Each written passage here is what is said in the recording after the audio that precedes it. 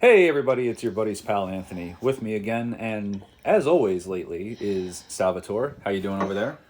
Doing all right. How are you? I'm doing well. Uh, I think you're a little colder than I am. You had like what, a brisk temperature of 0 degrees Fahrenheit, 1 degree Fahrenheit. Yeah, the American Northeast. It's a little chilly around this time of year. A little chilly, a little chilly. A fellow affiliated member of ours wouldn't really know what that's like, but we don't hate him for that. We just envy him for that. Uh, we're coming at you. We wanted to talk about a couple things tonight. Uh, and you know what? I'm not even going to tease it. We're just going to hit this intro and get right to it. Steve, intro, sir.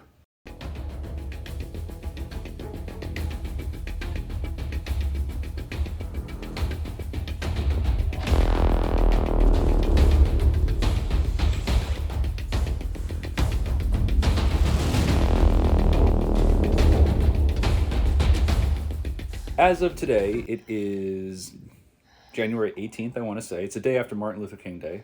I think that's the hmm 18th. Time is not my friend. Uh, we both have issues with Book of Boba Fett so far. You started to outline your snap, and that's going to happen. Oh, it's But happening. it has to After happen. episode three, it has to happen. Yeah. I am not happy with what we've gotten so far. And well, that's the thing. I'm happy with parts of what we've gotten so far, but I think I mentioned in the last Hey Archer I did with Steve, I am sick and tired of jumping around in the timeline. Just start, like I've said, and I think I definitely mentioned it to somebody. Excuse me if this is repetitive. Start him in the back to tank, get the flashbacks out of the way, get to present day, stuff like that. I just binged The Witcher season 1 and 2, so I'm a little bit over jumping around timelines. I digress. I I think we said it in like off camera casual conversation where I would have I would have liked it better if they started with him in the back to tank and you do the first three episodes of all flashbacks. Start the episode in the back to tank, zoom in on his face, make it like a nightmare or a daydream in the back to tank. Mm-hmm. Start those three episodes and then the or whatever episode you're going to cut it off at. If you want to cut it off at episode three, you started with him getting ripped out the you started with him getting ripped out of the back to tank by Dark Tarzan. Right. Which, Yeah, by the but way, you, I was thoroughly excited when it showed up on screen. That was awesome. yeah, So, like I say, there are good things about this. Uh, the the train heist in episode two, like it kills me because I liked episode two so much, mm-hmm.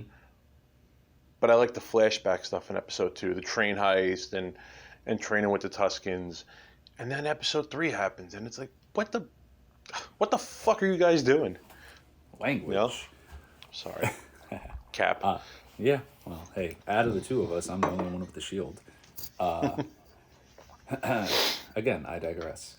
All right. So, actually, probably not likely this episode is going to go live before Wednesday, where episode 4 drops, but no snapping. Just what do you think could happen in episode 4 that could kind of bring this back around? And because now we're going into the home stretch, right? It's 7 or 8 episodes, so Yeah. we're either at the halfway mark after tomorrow or over the halfway mark if it's only 7. So, what's a couple things you would like to see them do to bring this, start upping the caliber again or the I quality? like I like the biker gang stuff. At least I liked what they could have set up with it, and I don't want to think they dropped the ball already. The biker gang stuff would have been nice because it would have been with him picking up like an army, Mm-hmm. and he could start building his men from there. Um, he really needs to start if this is going to go anywhere, and this is going to be what the Mandalorian was. He needs to start punching. He needs to start punching hard. Um, he's got to take it straight to the pikes. This has got to be like a heavy action, like nonstop action episode, almost like his episode in season 2 of The Mandalorian. That's got to be. They got to step it up. Um, I hope they do. I'm, man, it's just they've done what they've done with this is like really killing me because they haven't. They're squandering opportunity. I don't even know where they could take. Like I don't even know what could happen next. Right. To be honest, I'm really disappointed. Yeah. I like the concept of the bikers and him gathering his forces beyond Fennec. Hmm. However, I don't like the execution at all. Like those bright colored, 1950s greaser style speeders. It's like what? Vespas. Yeah, it's okay. And then like I'm sorry, that chase with them was the worst car chase.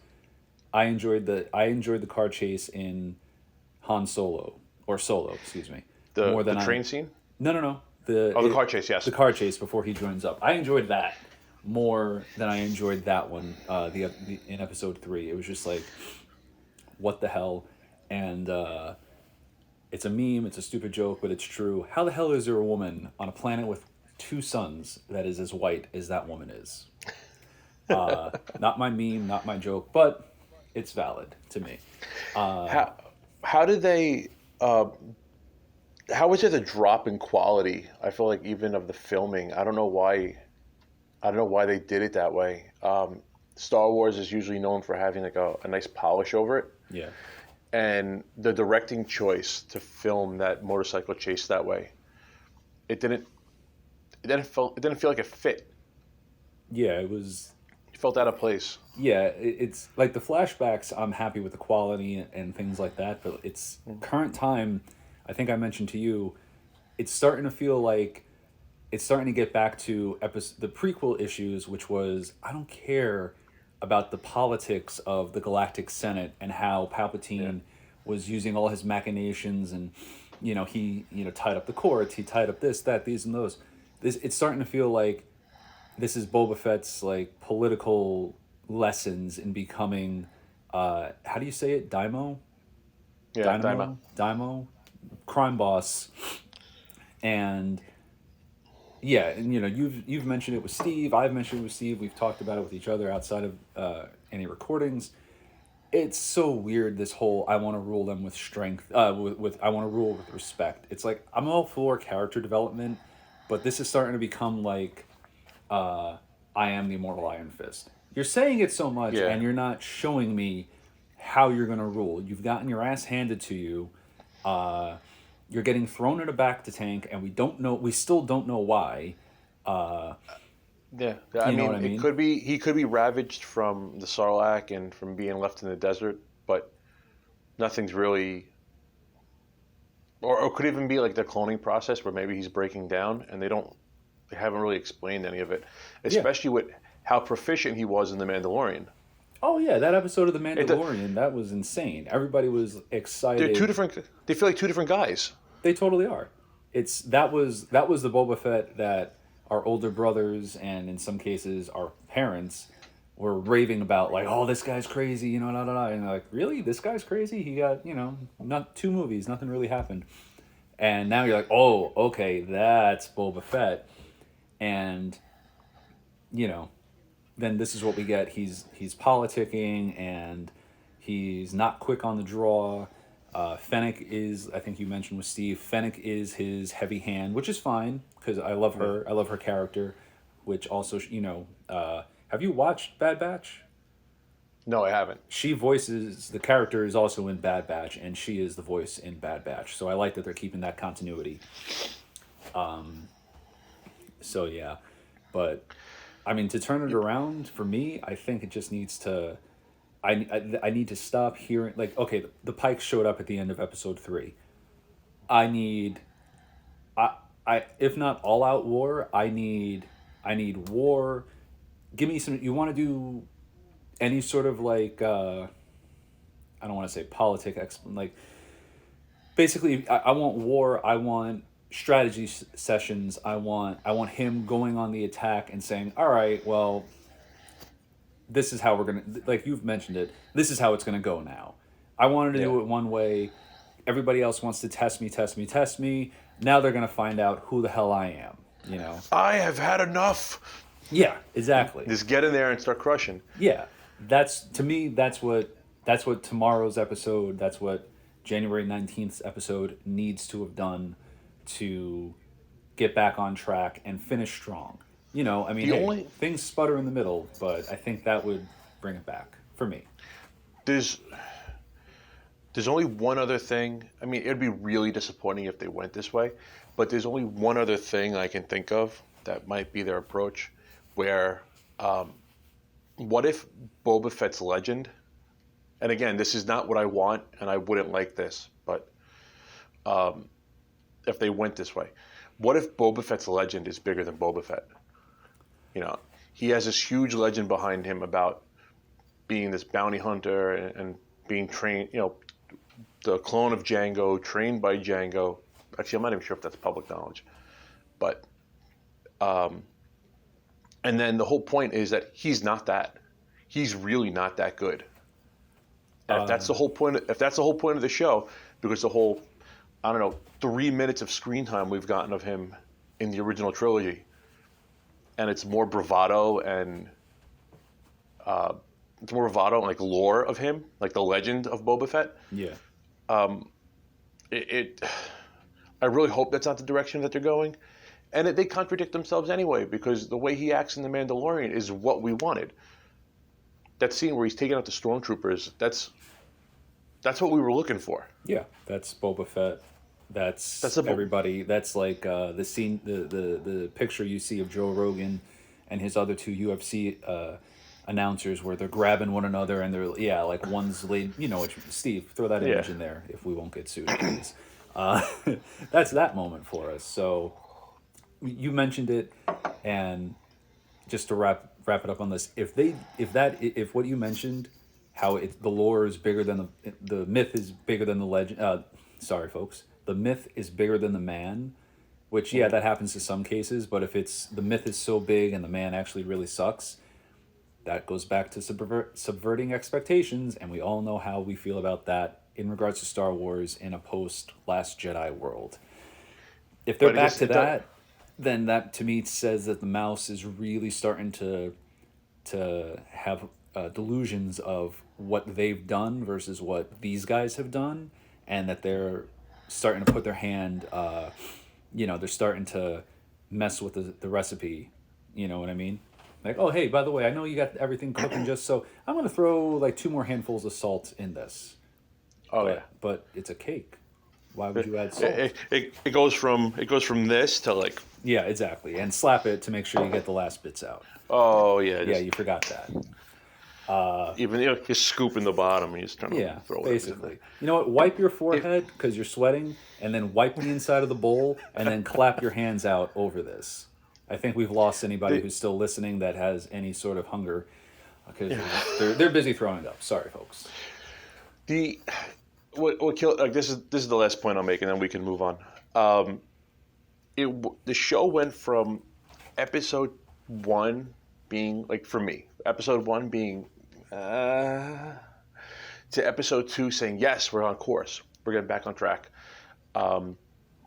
to episode 2 being like, hey, we're getting back on track, hey, I got some ideas if I wanted to do a snap video for this, to episode 3 where it's like, man, just as soon as that episode finished, like, I feel obligated as a Star Wars fan to snap this and to give my interpretation of what should have happened next after The Mandalorian, because this is not what we asked for. Yeah, and that's true. I was delayed in watching episode 3, but from the minute it aired, or I guess from the minute you saw it, all right, so I have to snap this episode. Is everybody caught up so I can tell you my ideas? And I'm like, no, wait. And here we are. It's, I'm late to the party, but I'm all aboard, because if episode 4 doesn't fix it, we have to fix it. And if episode 4 doesn't fix it, we are going to fix it. Yeah. That is going to be my next high-profile video that we do for this channel, because that's, straight to the drawing board, and I'm going to put some real heavy stuff together. Yeah. And hopefully, maybe we can get Steven on it too, and we could do like a big snap. I think he has some feelings on the Star Wars universe. I'm sure we can bring him around. You know what does not need any fixing whatsoever? What's that? The Peacemaker introduction. That musical number. Oh my god! And this is all we're going to talk about it. Yeah. You're not up to date on everything, but I'm everybody's seen that I'm through the intro. first episode. Well, that's you only need to get through the first minute and a half, 2 minutes for the Yeah. opening dance number, which is like what the hell. Yeah. Everybody doing it with a deadpan serious face on. I believe that the guy in the vigilante suit is doing like everybody is actually doing it. Like it's not Yeah. choreographers who are jumping in or whatever. And John Cena, you know, the motions, the intro of all the people, that thing is like I've watched all 3 episodes, and just like James Gunn wanted, I have not hit the skip intro button for any of Oh them. no. So What I like about John Cena in that role is that there's not. It's not. I don't see John Cena. I'm sorry. Let me go back. A lot of times when you see wrestlers go to acting, it's the wrestler as this character. yeah, Stone Cold Steve Austin did a couple movies. Bill Goldberg did a couple of movies. You know, Yeah. When I watch Santa Slay, which I don't recommend to anybody, don't even it's know what that is. exactly it's Bill Goldberg as Santa Claus. Oh, You God, know, no. it's when you watch Universal Soldier, 4, it's Bill Goldberg as a character. Right. Yeah, it's Bill Wow. Goldberg as the character. So Yeah. now I'm watching this and I don't see John Cena. I see Chris Smith. I see the Peacemaker. You know, Yeah. the guy who's willing to kill whoever he has to make sure peace gets its way. Yeah. And it's so good. You forget how good of an actor he is. Which is crazy because think about where he started, the Marine. And I mentioned to Steve, The movie was terrible. yeah, the movie's terrible, and I forgot, and I'm so sorry I forget his name. This is a reunion of the Marine cast because you have John Cena and the actor who played the T-1000 in T2 coming Yeah. back because he was the bad guy in the Marine. For those of you who haven't seen the masterpiece that is the Marine. So you got to get caught up on the other 2 episodes, probably 3 episodes by the time, because I think it releases on Wednesday too. I don't know for sure. Steve, please correct me up top if I'm wrong, because I probably am. So they released the first 3 last week, and then they're going to do 1 episode every week from here on out. That's my understanding. That's what they did with the latest episode of the train wreck known as Titans, and hopefully. So I will just say I'm not going to spoil anything. 3 episodes in, I'm thoroughly enjoying it. It's crazy. It's funny. It's got action. I'm curious to see where the hell this character is going to go next. It's not just like he's not just playing that same. I mean, he is, but his character's evolving, not in such a beat you over the head method as in other characters that we've seen. But his character's changing, and I'm interested to see, is he actually going to change, or is he going to just revert back to what he was? Something yeah. that I like that the show is doing so far is we've mentioned it before on the channel. I have Marvel fatigue. I think I've about had enough, and it's a shame because that's my favorite line of properties. And there's the Disney Marvel formula, where if you look back at the other Marvel movies prior to Disney, it's not really there. Iron Man doesn't have it. The Incredible Hulk doesn't have it. I think Captain America First Avenger didn't really have it either, because I'm pretty sure that wasn't Disney yet. And then you notice that once they figure the formula out, probably after Avengers, then it takes off and it kind of runs through almost every movie. And they're trying to be silly to appeal to kids and to adults, and it's almost I think it almost comes across as tone deaf because it breaks up the action, it breaks up the energy and the mood for me. But then you watch Peacemaker, and much like Suicide Squad, it's directed by the same guy. It never takes itself too seriously from the beginning, and I think that's what makes it funnier and that's what makes it more enjoyable, because it never tries to really ground itself. It's like even his costume looks kind of. It looks like someone patched it together. Someone gets this crazy idea. I'm going to be the Peacemaker. I got to save the world, one bullet at a time, in the name of peace. Yeah. And he patches his own suit together. It's it's a completely different approach, and it works because it doesn't take itself seriously. Yeah, exactly. They're experimenting partly because they have to, Yeah. but it's working because they're in a corner, and it's working. What they're doing from that point of view is working for them. Yeah, from a certain point of view. Exactly. Real quick, Shazam worked that way too, because Shazam, he's still supposed to be Billy Batson. I know in the comics he's like 8. I think in the movie he's like a young teenager, maybe like 12 or 13. Yeah. And him being silly like that works because he's supposed to be a little kid. So lore-wise, everything fits. It's that might have been the beginning of what we're veering into when they finally decided to switch gears away from the dark, gritty stuff and kind of like into Shazam. And this might be, with the exception of the Batman, this might be where DC kind of turns it around and starts swiping that crowd out from under Marvel. Right. Not that I want the Batman to be lighthearted. It's just there's an audience, there's an audience for both, and maybe they shouldn't mix together.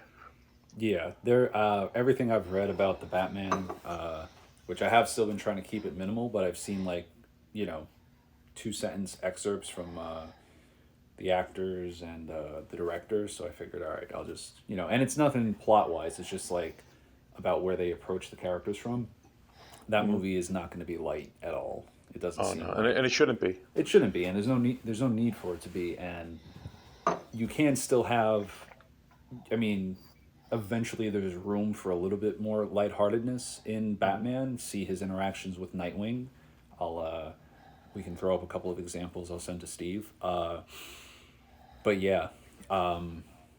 However, are they trying to go too lighthearted now in what we've seen from the set of Batgirl? You've seen her costume? I've seen the costume. I haven't really seen too much of anything else. Nobody has. I know. There's no behind the scenes stuff besides that costume. No, right? There's the costume. There's 2 photos of the costume. One, Steve, please put it up, of her posing in it, which I think is just that. It's just a promotional still. I don't know if that would be a scene from the movie, whatever. And then there's another one where you have her in the suit and she's wearing night vision goggles. And that I just saw today, so... That one I haven't seen yet. I saw the one we discussed where she's standing up, the promotional one. Yeah.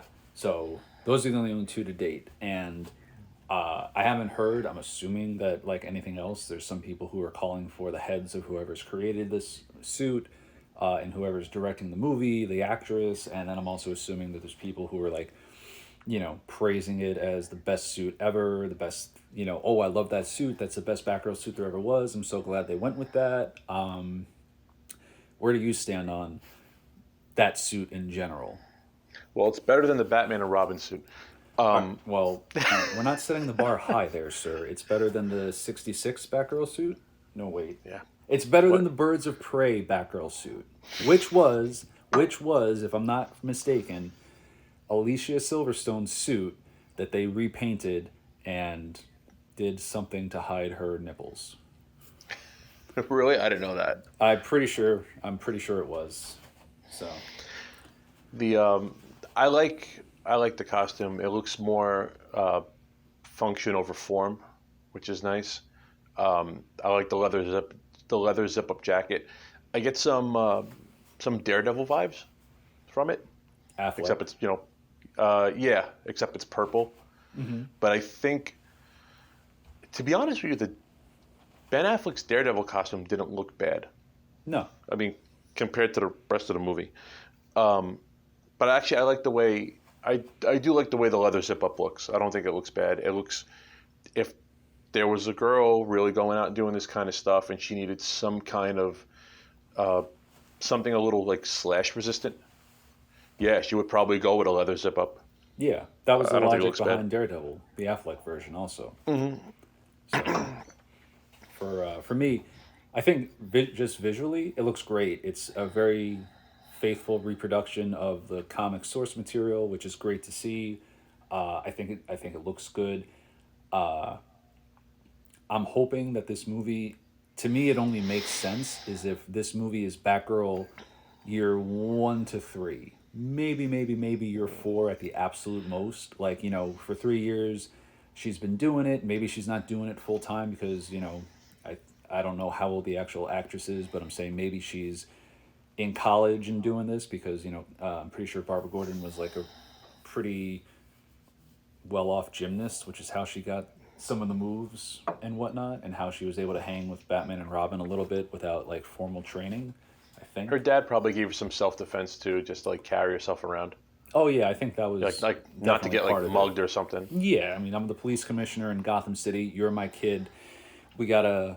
Here's some self defense. Yeah. And if that's this to me, if that's the approach they're taking, where it's her homemade suit, maybe she's picked a couple of things here and there because Barbara Gordon is supposed to be crazy intelligent, which is something I hope that they showcase too. Like, she doesn't have to be at the level of creating the Oracle identity yet. Yeah.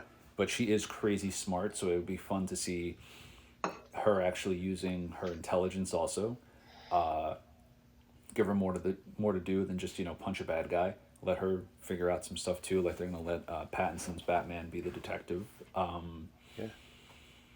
But yeah, for me, it stops working if that's supposed to be her quote unquote final suit. If she's not still improving it and tinkering with it, or open to the idea of change, because to put a little bit of realism in this world where we believe that she won't just fall to her death the minute she leaps off a building with a nylon cape and a grapple gun, or rip her arm out of socket.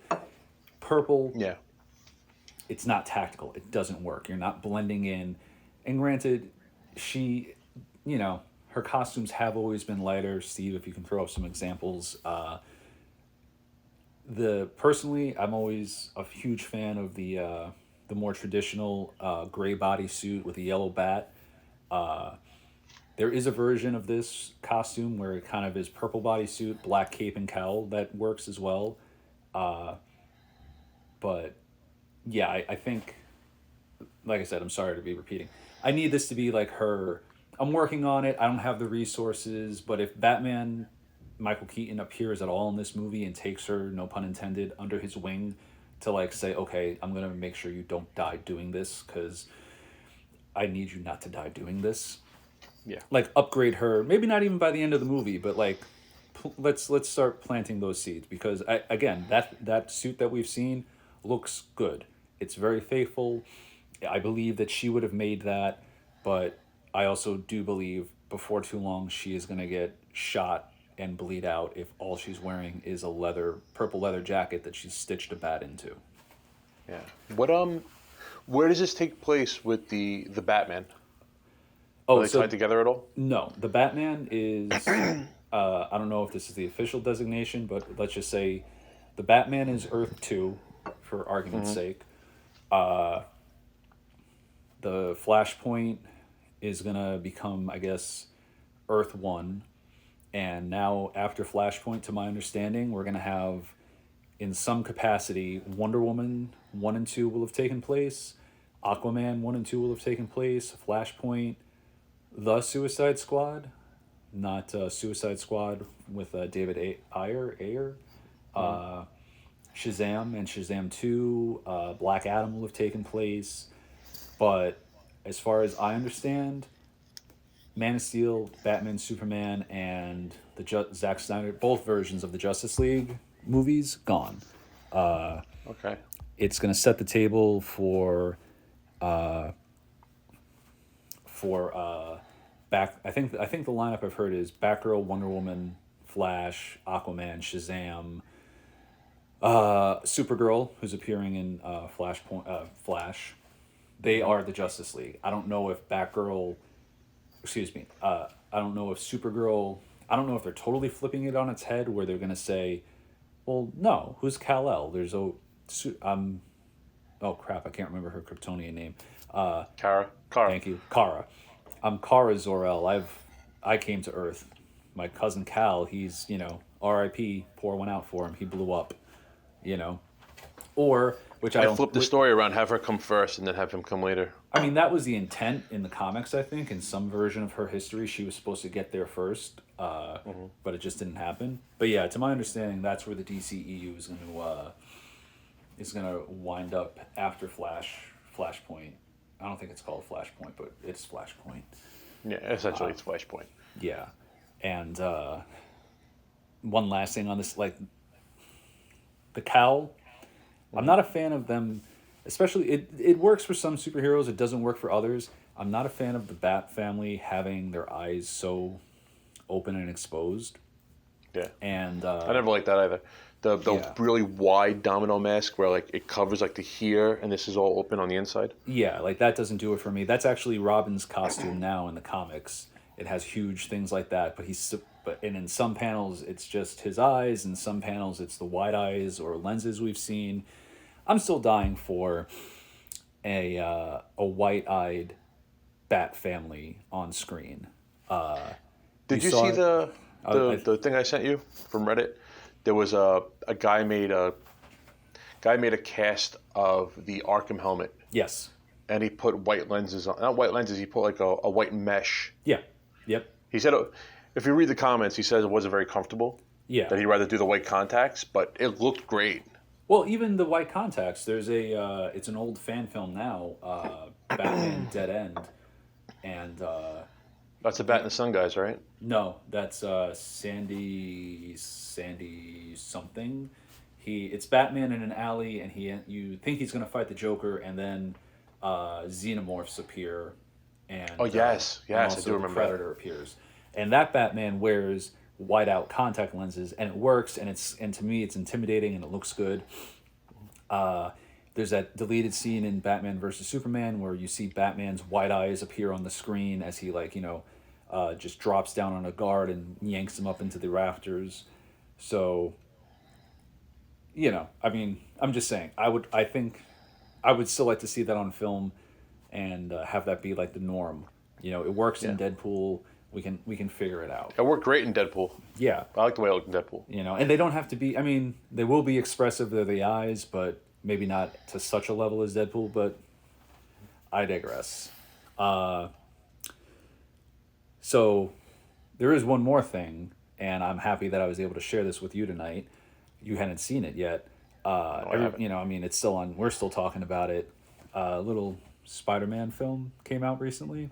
Okay. Kicked a lot of global box office ass and brought a satisfying post credit, if you will, to some older iterations of the character.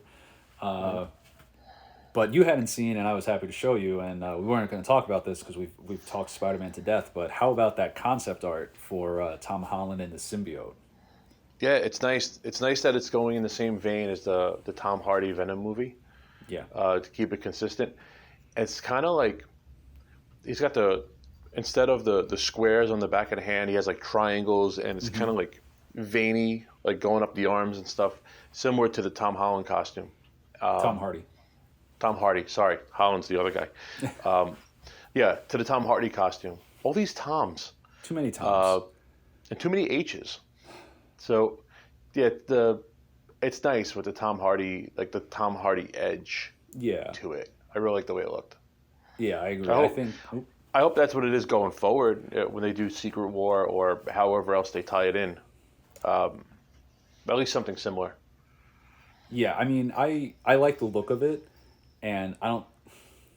So, spoilers, I'm sure you've seen it by now, everybody, but spoilers. Obviously, we find out that Venom leaves somehow a drip of himself in the MCU universe after Doctor Strange's spell. And supposedly that's going to be how he gets... I mean, we're spitballing, but that's how Tom Holland gets the Tom Hardy Venom suit. Of somehow this drop of black goo finds Peter Parker. Meanwhile, everybody had their memory of him wiped. I seriously hope that is... I wish they never did that. I sincerely hope they never touch on that drop of black goo ever again. I think that is such a cop-out for how he can get the suit. And they've established... I think they can establish, in the comics they've established, I think, that that the symbiotes all have hive mind, and that hive mind kind of crosses the multiversal barriers. So like Holland getting his version of Venom and it having the white lines, which I think is a cool look, that can be explained by the hive mind. But I love that. I love the look of that concept art. I think it blends like his suit so far with Venom, and it's classic enough that you're like, oh wow, that's the black suit we never seen on a Spider-Man yet, but it's still fresh, like But man, I hope they don't do it. I hope that black drop never finds him, and that he gets it in a more traditional format to see how he got it in the '80s. But yeah, that is a hell of a suit. And you've seen, Yeah, I it don't know if looks you've great. seen it, Steve, if you can put it up, the unused suit from the Raimi Spider-Man 3, where it's basically a shiny black bodysuit and a white Spider-Man, a white logo. And they went for the more traditional Raimi suit just in black. That thing I would don't have been remember. I don't amazing remember too. that one. I should have sent you that. I'm a terrible host. Yeah. I apologize. But yeah. So, but yeah, do you want, just to wrap it up, do you want that black drop to find him, or? I mean, there's been there's so many plot points that have been dropped. So I think if they were to just drop it and look it over, they could, especially with the multiverse stuff. If they really wanted to look it over, it is a cop out for getting it there. Yeah, definitely. He warps back and like a small drop of it stays. Yeah. That's weak. If they were to do something with it, maybe have some kind of scientist get his hands on it and like experiment. Yeah. Or actually, if they want to tie it into Thor. I mean, we don't really have the time to go into it right now, which hopefully we could do a video about it soon because I'm like gushing over that movie. If they could tie it into Thor and Gore the God Butcher, then maybe. But other than that, I hope there's no payoff to that. I hope they find a more organic way to make it work.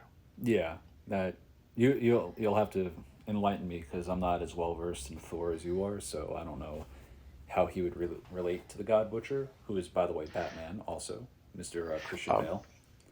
If anyone is watching, stop what you're doing right now.